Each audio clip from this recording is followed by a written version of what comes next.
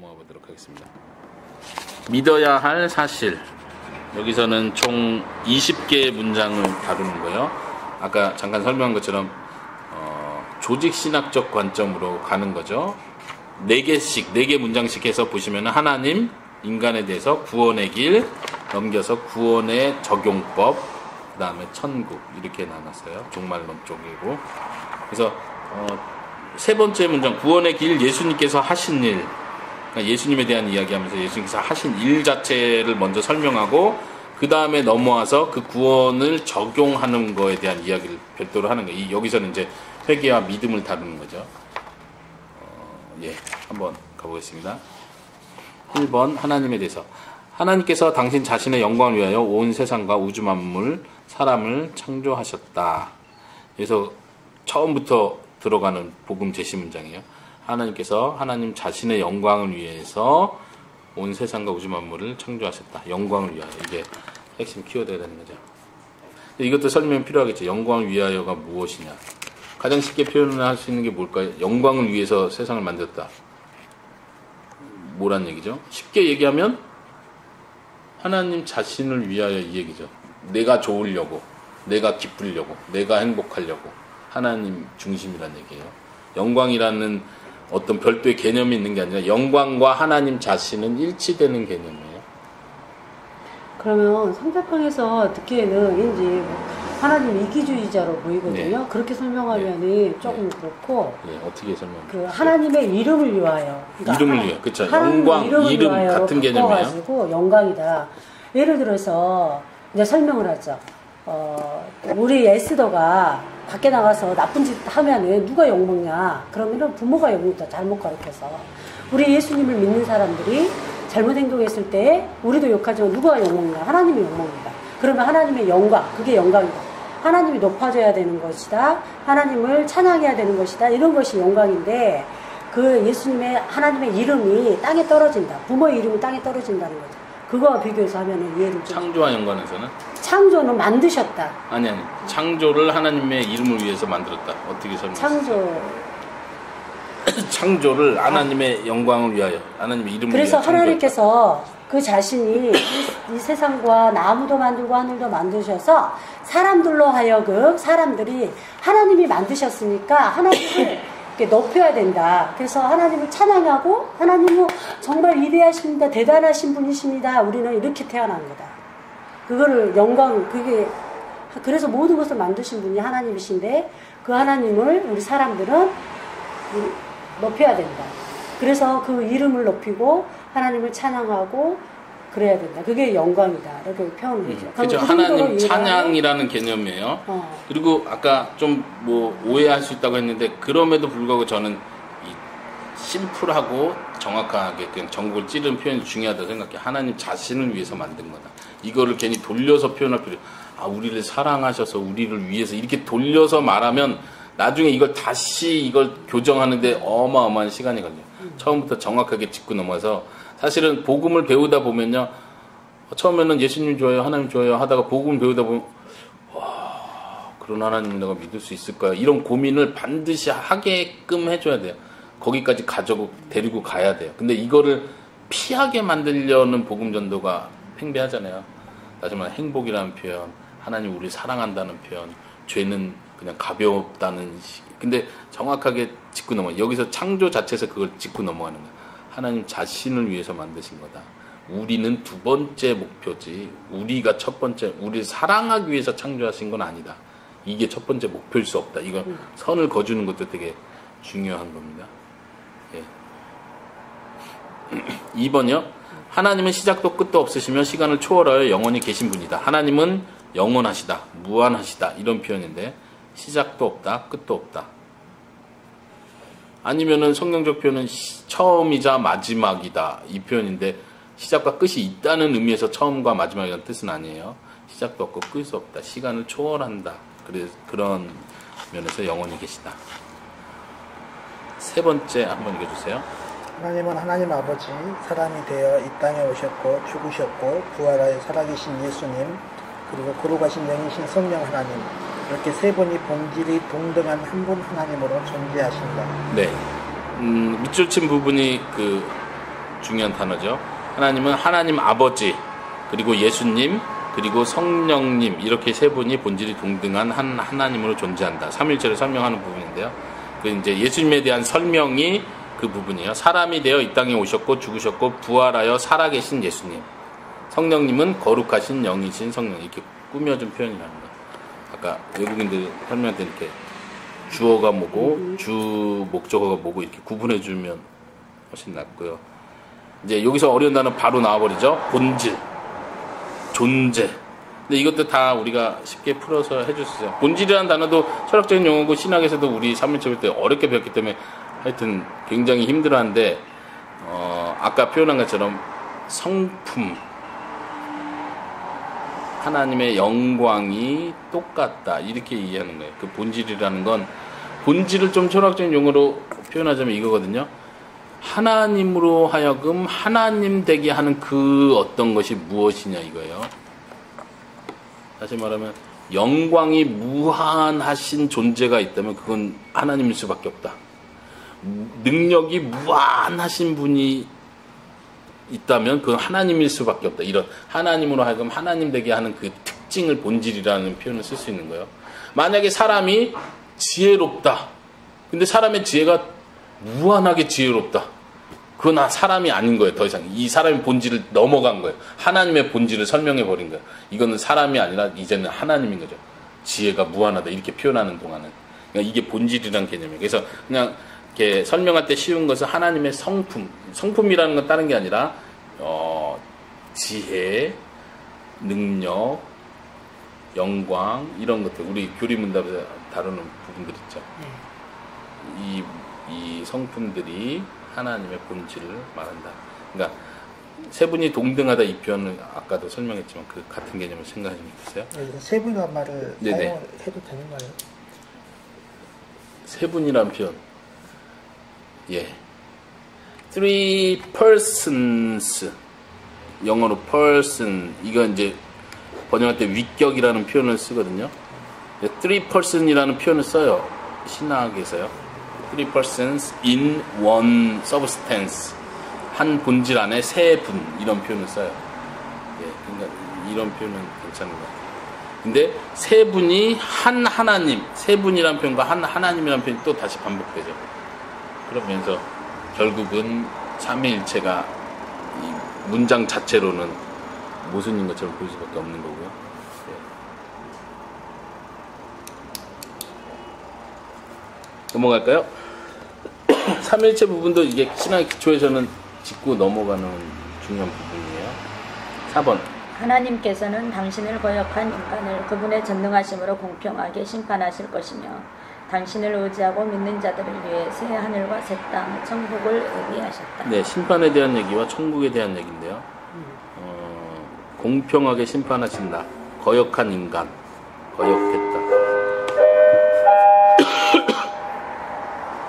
시민 여러분, 안녕하십니까? 다시 4번 설명할까요? 하나님께서는 당신을 거역한 인간을 그분의 전능하심으로 공평하게 심판할 것이다. 처음부터 이야기하고 그 다음 이제 구원과 천국에 관한 얘기인데 여기서 표현을 잘 보세요. 당신을 의지하고 믿는 자를 위해 새 하늘과 새 땅 천국을 예비하셨다. 천국을 새 하늘과 새 땅으로 표현했고 근데 어떻게 보면 구원의 방법을 의지하고 믿는 자라고 이렇게 지금 두리뭉실하게 포괄적인 의미에서 이야기를 했어요. 그 뒤에 이제 구원에 대한 더 구체적인 얘기가 나오겠지만 이런 부분도 예를 들면 예수님 믿는 자들을 구원하는 거 아니에요? 이렇게 쉽게 좀 배경 있는 사람 바로 이렇게 질문할 수 있지만 예수님을 믿는다는 게 근본적으로 뭘 의미하는지를 설명한다고 보시면 돼요. 예수님을 믿는다는 게 단순히 예수님 날 위해 죽어서 이 사실을 입술로 고백하면 구원받는다 이런 차원의 어떤 주문의 차원이 아니고 예수님을 믿는다는 것 자체가 하나님의 구원 자체를 내가 받아들이겠다. 하나님이 이렇게 하셨다는 걸 내가 믿는다. 그 하나님을 신뢰한다. 그 하나님을 의지한다. 이런 차원으로 더 큰 범위로 설명했다는 거. 그냥 결코 모순되는 표현이 아니라는 걸 아셨으면 좋겠고요. 두 번째 단락으로 넘어가서 인간에 대해서 자, 네, 전도사님께서 읽어주시겠어요? 하나님의 성품을 따라 지음받은 인간은 첫 사람인 아담의 불순종으로 인해 죄에 빠지게 되었으며 그 이후 모든 인간은 제 본성을 지니고 태어난다. 네, 성품이란 단어 썼는데요. 본래 형상, 모양 이렇게 하시는데 뭐 좀 더 풀어서 얘기했다면 좋겠죠. 신학교에서는 하나님의 형상 뭐라고 배우셨어요? 창과 진리, 그 에베소서 예, 4장 24, 예, 에베소서 4장 24. 23과 24에 있어. 예. 하나님에 따라 의와 진리와 거룩함을 입은 세 사람이 예, 그래서 돼요. 그러니까 성, 참 형상은 진리, 뭐예요? 참 진리, 네, 참 진리 또 거룩, 거룩, 참 진리, 거룩. 의죠 의, 의. 참이 아니라 네. 참과 의를 진리를 이제 진리와, 같은 개념으로 네. 보는 거고요. 진리, 의와 진리와 거룩함. 예, 의, 진리, 진리, 거룩 거룩함. 이 세 이렇게 가지를 보통 이제 개혁주의 신학 안에서 이거를 좁은 의미의 하나님의 형상이라고 보통 표현을 해요. 좁은 의미라고 표현을 하는데 이 좁은 의미의 하나님의 형상은 타락 이후에 상실했다고 표현하죠. 그렇지만 넓은 의미의 하나님의 형상은 타락 이후에 사라지지 않았다. 불신자라고 해도 여전히 하나님의 형상이다. 우리는 이렇게 고백해요. 그 넓은 의미의 하나님의 형상은 어떤 면에서 이런 하나님의 좀 더 넓은 의미의 성품들, 이성, 생각할 수 있는 능력, 영혼을 사모하는 것, 그 안에 종교의 씨앗, 칼빈의 표현대로 종교의 씨앗이 심겨져 있는 부분, 이런 것들을 다 하나님의 형상으로 볼 수 있겠죠. 예를 들면 이제 서철원 교수 같은 경우는 이거를 인격체로서 인격성, 전 인격성을 하나님의 형상으로 아예 이렇게 보는. 그래서 요즘은 하나님의 형상이라는 개념이 좀 이게 뭐랄까요? 통합적인 개념으로 이해하려고 해요. 좀 더 폭넓게. 그리고 아까 전선생님 표현해 주신 건 좁은 의미의 하나님의 형상으로 이해를 하고 있고요. 네. 뭐. 예. 하나님의 형상을 따라 지음받은 인간은 첫사람인 아담의 불순종으로 인해 죄에 빠지게 됐다. 불순종이라는 단어, 아까 위에서는 거역이라는 단어 제가 썼었죠. 불순종했다, 거역했다, 하나님의 통치를 거부했다, 이런 차원에서요. 그 이후 모든 인간은 죄의 본성을 지니고 태어난다. 이게 이제 소위 말하는 원죄교리죠. 죄의 본성을 가지고 태어난다. 어린아이라 할지라도 죄의 본성을 가지고 있다. 예, 죄인으로 태어난다. 이렇게 표현할 수도 있고요. 2번.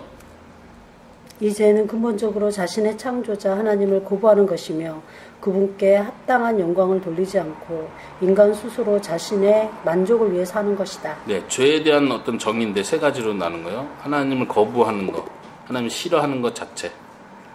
그 다음에 합당한 영광을 돌리지 않는 것, 혹은 합당한 영광을 돌리지 않는다는 표현 어린이나 외국인들 어려울 수 있죠. 합당한 영광을 돌린다. 가장 쉬운 표현은 감사하지 않는 것. 이 태양 하나님이 주셨잖아요. 그런데 우리가 태양 이렇게 쐬면서 하나님께 계속 감사하면서 사나요? 그렇지 못한 것. 공기 하나님이 주셨잖아요. 기본적인 은혜에 합당하게 돌려야 될 감사를 돌리지 않는, 감사라는 표현으로 바꾸면 좋을 것 같고요. 세 번째는 자신의 만족을 위해 사는 것. 그러니까 1번, 하나님에 대한 1번, 하나님은 자신의 이름을 위하여 세상을 만드시고 사람까지도 만드셨는데 우리는 하나님을 위하여 사는 게 아니고 하나님께 영광을 돌리는 걸 목표로 살지 않고 내 영광을 위해서 살고 나를 위하여 살고 내 행복, 내가 좋아하는 거. 심지어 이제 이게 신앙이 있는 사람들 안에서도 계속 이렇게 들어오는 건데 예수님을 믿는다고는 말을 하는데 삶의 체계는 나를 위해서 예수님을 믿는 거죠. 내 행복을 위해서 천국이 필요하니까 예수님이 동원되는 거죠. 이런 개념이 사실 우리 여전히 믿는다는 사람들 속에도 여전히 그 죄의 본성 자체가, 죄의 근본적인 그 특성 자체가 들어 있을 수 있다는, 좀 죄에 대한 강조를 계속 해줄 필요가 있는 부분이고요. 어쨌든 죄에 대한 설명을 충분히 이해되게 해주는 것이, 그러니까 자꾸 외형적인 죄, 거짓말했죠? 거짓말 안 하는 사람이 있어요? 뭐 살아오면서 나쁜 생각 한 적 없어요? 이렇게 가는 게 아니고 근본을 계속 해주는 게 필요해요. 그 근본은 하나님과 멀어지려는 그 본성, 감사하지 않는 본성, 나를 내 중심적으로 가는 본성, 그게 죄의 뿌리라는 거죠. 뿌리 개념에서. 네, 세 번째, 제가 이 죄에서 돌이키지 않는 인간은 모두 하나님의 심판을 받아 영원한 지옥 형벌을 받게 된다. 네, 죄에서 돌이키지 않는 한. 여기서 중요한 표현은 죄에 빠진 인간은 그냥 그 길로 지옥 형벌로 가게 돼 있다, 이걸 전제하는 거죠. 돌이키어야 지옥에 안 갈 수 있는 그 다음 방법을 강구해 보시는데 그냥 그 돌이키지 않고 그냥 그 길로 가면 지옥 형벌로 그대로 간다. 네, 4번 읽어주세요. 이 죄에서 돌이키는 것은 사람의 노력으로 되지 않으며 이 죄의 문제는 선행을 쌓는다고 해서 해결되는 것이 아니다. 오직 하나님의 방법으로 해결되며 용서받을 수 있다. 네, 여기서도 지금 답을 말하지 않죠. 회개해야 천국 간다 이렇게 지금 바로 답으로 나오지 않고요. 그리고 선행으로 해결되지 않는다. 예수님 믿어야 된다. 이렇게 또 훅 넘어가지 않는 거예요. 지금 이 하나하나씩 설명하는 거예요. 오직 하나님의 방법으로 해결된다. 예수님 믿어야 되는 거 아니에요? 이거하고 지금 모순되는 표현이 아니라는 걸 기억하시죠. 좀 더 근본적인 얘기를 계속 하는 거예요. 오직 하나님의 방법. 그럼 그 하나님의 방법이 무엇이냐를 설명하는 게 이제 그 다음 챕터로 넘어가는 겁니다. 1번 읽어주세요. 하나님께서는 자신의 죄로 인하여 영원한 형벌을 받아야 마땅한 인간을 하나님 당신의 영광을 위하여 구원하시기로 작정하셨다. 예, 여기서도 다시 반복되는 강조. 하나님 영광을 위해서 구원한다. 이게 지금 소위 말하는 개혁주의 복음의 계속 핵심이 되는 거예요. 창조도 하나님 영광을 위해서 한 거고 구원을 하시는 것도 너를 위해서가 아니고 너가 불쌍해서 너를 사랑하니 자꾸 이렇게 가지 말고 근본적인 것부터 차이가 나는 걸 의식시켜줄 필요가 있어요. 왜 내가 구원받는 게 하나님께 영광이 되지? 이 고민을 하게 해줄 필요가 있다는 얘기예요. 안 그러면은 우리 복음 계속 내 중심적으로 복음 듣다 보면은 다 나중에 예수 믿고 찬양하고 감사생활하고 뭐 교회생활 오래 했는데도 나중에 문제가 생길 때 왜 하나님이 나에게 이런 일을 주셨지? 이게 안 풀려버리는 거예요. 이게 굉장히 위험한 건데도. 그래서 이런 부분들을요. 다시 한번. 사람은 본래 형벌을 받아야 마땅하다. 이 전제부터 시작하는 거예요. 당연히 형벌을 받아야 그게 공평한 거고 공평하게 심판하는 하나님이라고 했는데 그게 공평한 건데 근데 하나님은 다른 목적이 있어서 우리를 구원하기로 작정했다. 그 목적은 하나님 자신이 영광 받는 것이다. 이 목적인 거예요. 두 번째 읽어주세요. 이 일을 위하여 당신의 독생자 예수님을 이 땅에 인간으로 내려오게 하시고 인간이 받아야 할 형벌을 대신하여 받게 하심으로 믿는 자들을 위해 죄의 대가를 치르게 하셨다. 네, 문제 좀 길죠. 이런 것도 이렇게 끊어서 설명해 주면 좋은데요. 여기서 계속 제가 당신이라는 표현을 쓰잖아요. 이게 오해 좀 헷갈릴 수도 있는데 하나님을 3인칭 최대한 극존칭으로서 사용하는 거예요. 오늘날 좀 우리가 사용 안 해서 낯설 수 있는데 이렇게 헷갈리지 않으시면 될 것 같고. 이승 교수님, 당신님의 항상 그렇게 하시죠. 당신님, 네. 예, 님자를 붙인. 이승 교수님. 예. 님자 붙인 건 좀 예, 너무 극존칭에 또 다른 극존칭을 붙여가지고 어색하긴 하지만 우리가 너무 쉽게 하나님을 이렇게 호칭하는 것도 조심해야 될 것 같고 하나님 당신의 독생자 예수님을 보내셨다. 인간으로 보내셨다. 이거는 아까는 예수님 관점으로 표현했다면 이건 하나님 아버지의 관점으로 계속 설명하는 거예요. 하나님이 작정하셨고 하나님이 보내셨고 하나님이 구원하시려고 하나님 자신의 이름이 하나님 아버지의 관점으로 하고 있다는 거예요. 인간이 받아야 될 형벌을 대신 받게 하셨다. 받게 하셨다는 거예요. 예수님이 대신 받았다. 지금 이 표현은 다르잖아요. 하나님 관점으로 가는 거예요. 받게 하신 분도 하나님이시다. 신학적으로 표현하면 구속 언약인 거예요. 하나님과 예수님이 언약을 맺으셔서 예수님 그 언약에 따라서 순종하시고 하나님 그걸 처음부터 계획하시고 목표하셨다. 왜요? 자신의 영광을 위해서. 지금 스케일이 커지고 있다는 것을 아셔야 됩니다. 믿는 자들을 위해 죄의 대가를 치르게 하셨다. 죄의 대가, 형벌, 죽음 이렇게 표현하셨죠.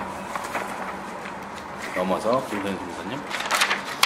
영원한 하나님이신 예수님께서는 하나님 아버지의 말씀에 온전히 순종하시되 죽기까지 순종하셨으며 십자가에 죽으시고 장사되셨다가 3일 만에 다시 살아나셨고 하늘에 올라가셨다. 네, 이제 예수님이 하신 일 자체를 언급하는 거죠. 온전히 순종, 여기서 다시 반복되게 강조하는 거고요. 그 다음에 그 순종의 클라이막스는 죽으시는 것, 장사되시고 3일 만에 부활하신 것, 승천하신 것까지 꼭 설명해 주는 게 필요합니다. 넘어가겠습니다. 4번.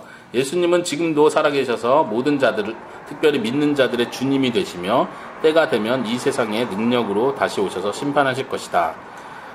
여기서 구분을 했죠. 모든 자들의 주님이시다. 특별히 믿는 자들의 주님이시다. 이런 표현 좀 이렇게 깊이까지 들어갈 필요는 없는데 언급하는 이유는 무슨 오해를 불식시키기 위해서냐면 지금은 이 세상의 임금이 사탄이다. 이런 개념들이요. 소위 이제 은사주의나 신사도운동 뭐 이런 쪽에서 계속 주장을 깔려있는 신학 중에 잘못된 신학 중에 하나인데 세상을 사단이 지배하고 있기 때문에 우리가 사단의 손아귀에 있는 자들을 전투해가지고 빼내와야 된다는 개념. 마치 여기서 말하는 건 모든 자, 이 세상의 모든 자의 주님이 되셨고 이미 모든 이름 위에 가장 뛰어난 이름을 주신 거고 이미 왕으로서 통치하고 계신 거예요. 근데 이 개념이 약화되니까 아직도 전쟁 중이고 예수님 영역을 계속 확장시켜야 되는데 우리가 싸워 이겨내서 적군의 손에서 우리 편을 빼내와야 우리 하나님의 나라가 확장돼간 자꾸 이런 개념으로 생각하는 거예요. 성경적인 개념은 아니에요. 이미 예수님 모든 걸 통치하고 계신 상황이고 십자가상에서 사단에게 가장 치명타를 이미 입히신 거고 승리를 이미 선언하신 상태인 거예요. 좀 더 현실적으로 표현하자면 우리 이제 뒤치다거리 하는 거예요. 이미 말하자면 이런 표현, 우리 신학교에서 배우는 표현이죠. 광복절. 이미 일본이 패배했다고 천황이 우린 패배했습니다 라고 선언한 상태인 거예요. 이미 이 세상은. 그럼 남은 일은 뭐예요? 그 아직도 일본 남아있는 분들 쫓아내는 싸워야죠. 싸워서 쫓아내요. 최후 발악하는 사람들도 있고 자기 죽기 싫어서 반항하면서 죽이려고 우리 도리어 괴롭히는 사람도 있겠죠. 어디서 너 안 도망가? 그리고 우리가 혼내줘야 되는 상황. 이런 자질구레한 남은 일을 처리하는 문제지 아까 표현한 것처럼 우리가 여전히 대전쟁 중에 이기냐 지느냐 사탄이 여기를 지금 장악하고 있고 우리가 빼내와야 돼. 이런 개념이 아니라는 거예요. 소위 선교학에서 저희가 우리 캐나다에서 훈련받을 때 그런 개념의 선교학을 배워가지고 제가 막 좀 이렇게 반박을 했었던 적이 있는데 요즘 개념으로 보면 예. IS가 아닐까 싶어요. 네, 좀 설명해 주시면요. IS가 지금 자기들은 국가라고 하지만 사실상 국가로서 인정을 못 받았거든요. 유령 국가. 자기들은 게릴라거든요. 게릴라거든요. 그들이 점령하고 있는 지역은 한 3개 지역의 국가를 지금 점령하고 있는데 말하자면 일종의 게릴라라고 인정을 해주면 될 것 같아서 패배자인데 그렇죠. 패배자인 거예요. 어쨌든 신앙적인 면에서는 이미 승리가 확정됐다는 면에서 그게 근본적으로 다른 거죠. 예, 그래서 이 표현이 다시 돌아오면 예수님은 지금도 살아계셔서 모든 자들의 주님이시다. 특별히 믿는 자들의 주님이 되신다. 때가 되면 이 세상의 능력으로 다시 오셔서 심판하실 것이다. 때를 기다리는 차원이지. 그러면서요. 예, 심판에 대한 강조를 또 다시 할 필요가 있고 재림, 심판. 넘어가서요. 목사님께서 1번. 인간은 하나님의 사랑과 예수님의 은혜로 그리고 마음을 감동시키는 성령 하나님의 전적인 도우심으로 그 구원의 길을 깨닫고 자신의 죄에서 돌이키게 되며 예수님을 자신의 인생의 주님으로 모셔 섬기게 되는 것이다. 네, 구원이 적용되는 방법 이렇게 해서 이제 우리의 책임으로서 우리가 해야 될 일들을 설명하는데요.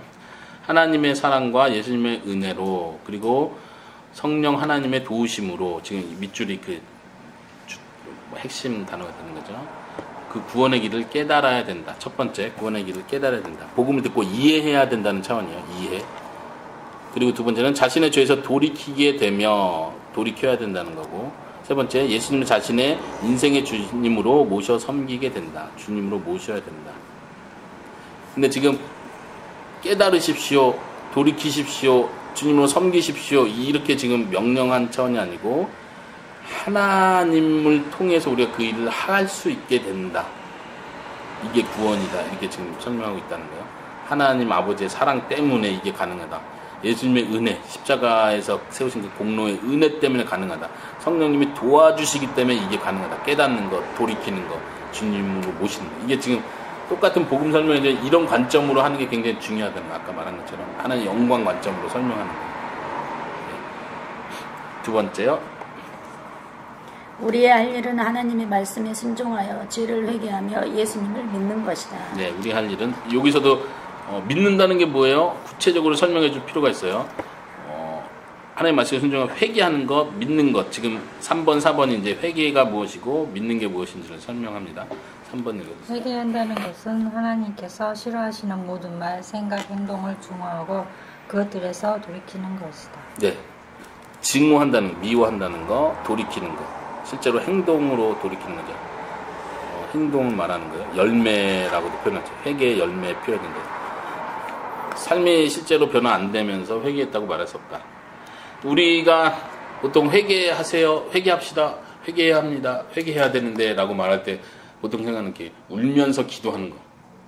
되게 막 슬퍼해지고 막 기도하다가 막 성령의 충만함을 받아서 막 죄가 막 고백돼서 나오는 이걸 회개라고 생각하죠.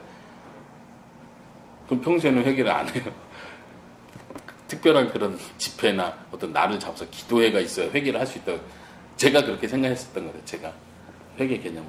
근데 그게 아니라 성경적인 회개는 그 죄가 죄인 줄을 인식하고 이제 내적으로는 그 죄를 정말 미워하게 되는 거예요. 죄가 뭔지를 알면 그거에 대한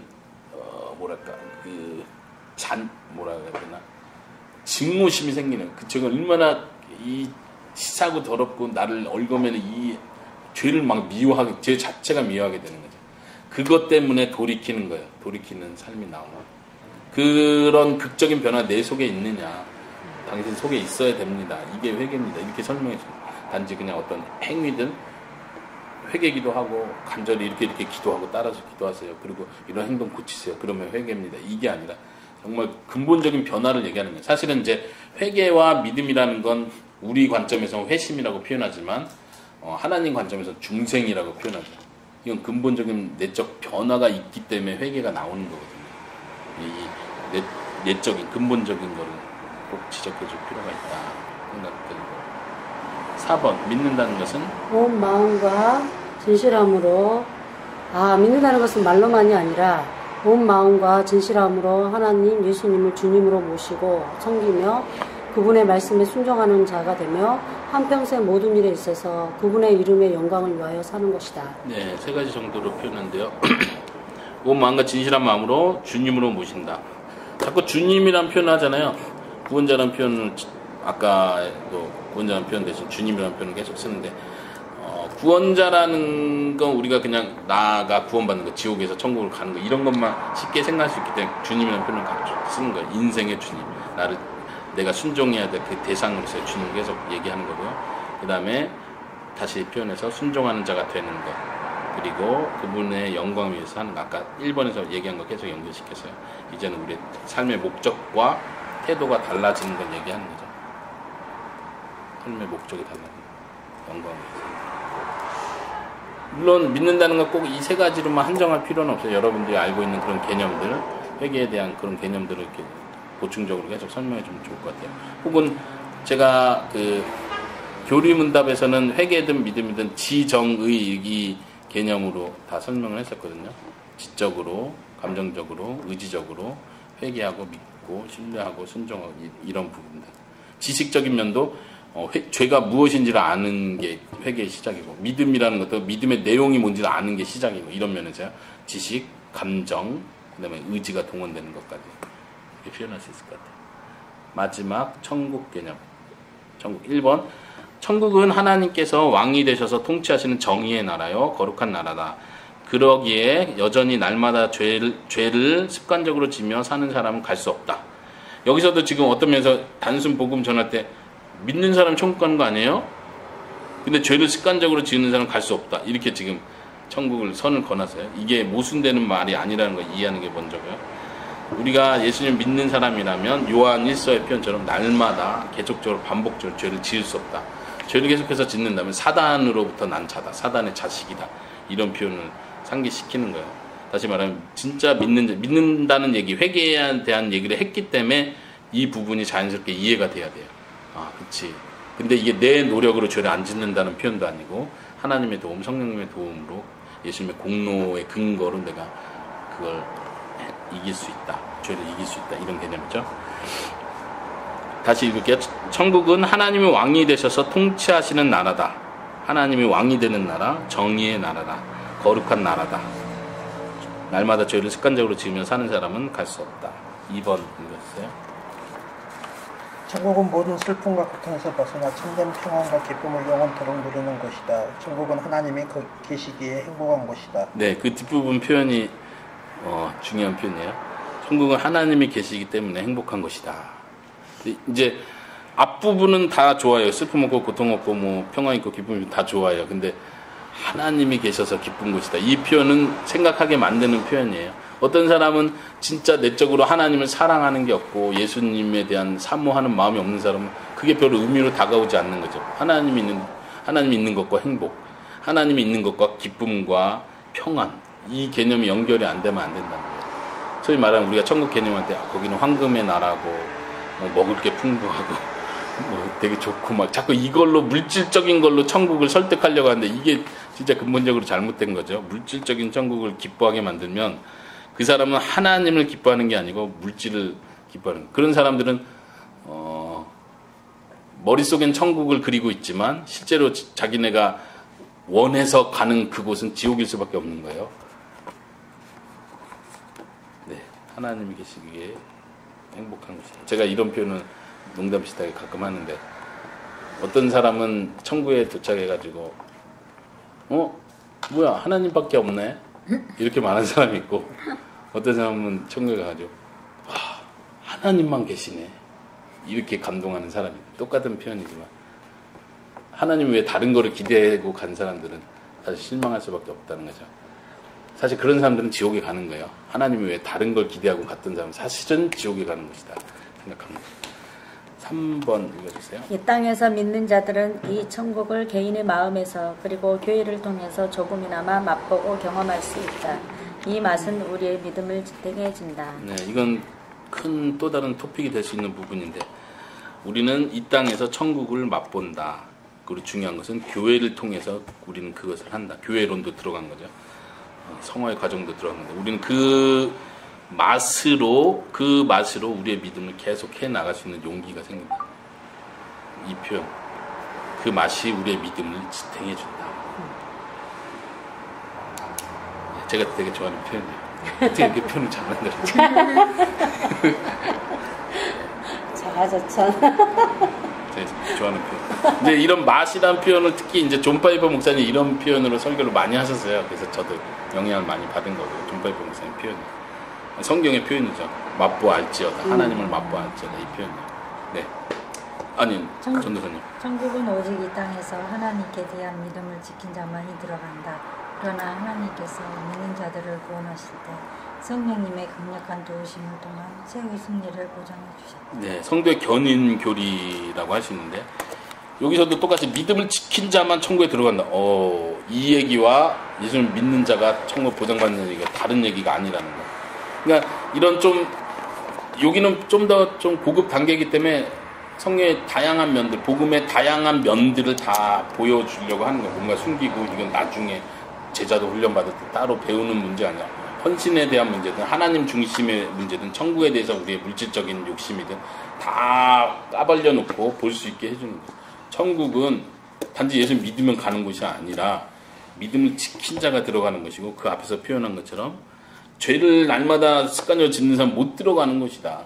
이걸 정확하게 얘기해요. 믿음과 행함과의 관계까지 설명을 필요로 하는 부분이죠. 믿음과 행함과의 관계. 참된 믿음은 참된 행함을 낳을 수밖에 없다. 왜? 이 사람이 대단한 사람, 대단한 결심을 해야 된다는 강조가 아니라, 그러니까 참된 믿음과 참된 행함을 강조할 때 또 잘못 설명하는 게 뭐냐면 내가 대단히 열심히 헌신하고 믿어야 이 행함까지 나올 수 있다. 이렇게 가면 안 되고 좋은 나무가 좋은 열매를 맺듯이 하나님께서 좋은 나무를 우리에게 근본적으로 중생의 변화, 마음의 근본적인 회개와 믿음을 넣어주셨다면 아까 구원의 길에서 1번에서 설명했죠. 하나님의 사랑, 예수 그리스도의 공로 때문에 성령의 도움 때문에 우리가 근본적인 변화를 겪었다면 우리가 행함을 낳을 수밖에 없다. 이렇게 좋은 나무가 좋은 열매를 맺을 수밖에 없다. 이 개념으로 설명을 자꾸 반복해서 해주는 거죠. 이런 개념은 이제 제가 혁신 형제 같은 경우 계속 이렇게 이런 관점으로 하나님의 영광, 제가 혁신 형제님 처음 만나서 복음 전할 때 그 이야기를 했어요. 하나님께서 천지를 창조하셨는데 하나님의 영광을 위해서 창조하셨고 하나님 최종적으로 계획한 거 하나님의 영광을 위해서 계획한 것이다. 이 얘기를 처음 복음 만나서 복음 전한 날 그 얘기부터 시작을 했어요. 그러니까 뻥치고 시작하죠. 그리고 계속 하는데 나중에는 어떤 고민을 하게 되냐, 우리가 소위 말하는 알미니안주의적으로 복음을 전하다 보면 이렇게 하면 예수 믿고 천국 갈 수 있어요. 그럼 예수 믿으시겠어요? 뭐 손해볼 건 없을 것 같은데 이런 태도가 된다면, 이런 관점으로 설명하면 나중에 제가 경험할 때 혁신 형제를 통해서 경험한 건 뭐냐면 무슨 고민을 하냐면 어떻게 믿어야 돼요? 어떻게 그 간절한 믿음이 생길 수 있죠? 저도 믿고는 싶은데 어떻게 믿어야 되는 거예요? 이거를 고민하게 되더라고요. 그러면 제가 해줄 수 있는 말은 하나님께 은혜를 구하세요. 믿음도 회개도 하나님이 주셔야 됩니다. 이 얘기를 계속 했어요. 몇 달을. 근데 구해야 되는데 그 마음도 하나님이 줘야 되는 거 아니에요? 그래서 이렇게 어떤 하나님의 주권과 인간의 책임에 대해서 많이 고민했었는데 계속 그 얘기는 이거는 우리에게 하나님 명령하신 거고 믿음과 회개는 우리가 해야 될 명령에 순종해야 될 부분이고 하나님이 그 회개와 믿음을 주시는 건 하나님의 주권에 달려 있습니다. 그러니까 우리가 할 수 있는 건 겸손하게 하나님께 그 은혜를 구하는 것밖에 없습니다. 더 이상 내가 해줄 수 있는 건 없습니다. 본인이 할 수 있는 것도 없는 거예요. 그냥 납작 엎드리는 것밖에 없는 거예요. 내가 좀 머리 굴려서 회개하고 믿고 하면 구원이 내게 되는구나. 내 중심적으로가 안 되는 거예요. 근본적으로 하나님의 은혜 없이는 아무것도 안 된다는 걸 철저히 느끼는 거예요. 그리고 내가 정말로 믿어지고 정말로 내 삶이 변화될 때는 자연스럽게 이게 하나님이 한 거구나라는 고백이 처음부터 나와야 돼요. 처음부터. 초신자 때부터. 근데 우리는 반대로 가잖아요. 처음엔 내가 대단해서 믿었는지 안 돼. 한 10년, 20년 고생하고 나니까 다 주님의 은혜더라. 이제 이렇게 가면 안 돼요. 복음은 그게 처음부터 하나님의 은혜인 걸 고백하면서 입문을 해야 돼요. 그래야 갈수록 하나님의 영광을 위해서 사는 거죠. 이런 관점에서 이 설명하는 부분이 그걸 계속 강조하고 있다는 거를 보면 좋겠습니다. 뒷부분 제가 읽을게요. 그러나 하나님께서는 믿는 자들 구원하실 때 성령님의 강력한 도우심을 통해 최후의 승리를 보장해 주셨다. 네, 성령님을 주신 이유 구원에 대한 보증, 하나님이 시작한 일을 완성한다는 개념에서 성령님을 주셨다는 얘기를 같이 하는 거죠. 같이 양면을 같이 설명하는 것입니다. 네, 오늘은 여기까지 제 강의를 마치겠습니다.